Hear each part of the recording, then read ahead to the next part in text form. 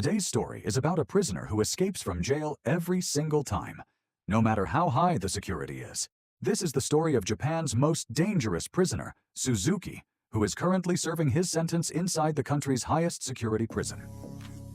As soon as the guard on checking duty walked away, Suzuki suddenly smiled and pulled one of his teeth out. A few moments later, the guards returned for another inspection. But this time, Suzuki had disappeared. The guards felt like someone was still hiding nearby, but Suzuki was no amateur. He silently moved through the darkness, avoiding every beam of light while hiding from place to place. When the guards checked the isolation cell again, they realized Suzuki had escaped.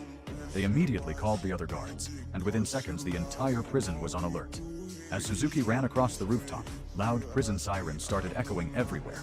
Suddenly, heavy rain began pouring down, and the story shifted back 12 years earlier.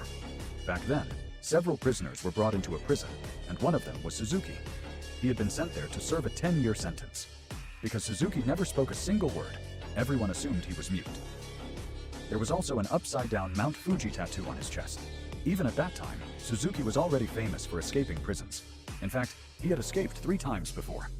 After arriving, Suzuki was locked inside a tiny prison cell with only a small window at the top. He carefully stared at the window, as if some kind of plan was already forming inside his mind. Outside, one of the guards confidently told the prison warden, Mr. Kanamura, that this time Suzuki would never escape. But the moment they looked through the window, Suzuki had already vanished. The warden immediately ordered the entire city to be sealed off, so Suzuki could not escape under any circumstances. However, the guards captured him within just 20 minutes. Strangely, Suzuki was found running directly along the railway tracks. After that, he was locked inside the same room again, but this time his hands were tied with handcuffs. Later, when a guard looked inside the cell, Suzuki appeared to be sleeping under a blanket. The guards angrily ordered him to remove the blanket because they didn't want to take any risks.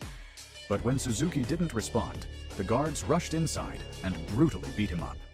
The next morning, Warden Kanamura carefully studied Suzuki's old prison records. After reading them closely, he realized something strange. Every single time Suzuki escaped, he was always caught near railway tracks. One night, the warden went on a prison inspection with another guard. When they reached Suzuki's cell, they were shocked to see that Suzuki had somehow removed his handcuffs. Furious, the guards started beating him while demanding to know how he had opened them. But just like always, Suzuki stayed completely silent. Later, we see Suzuki secretly playing with a tiny metal wire he had somehow smuggled into prison. The question was, how did he even bring it inside? The answer was horrifying.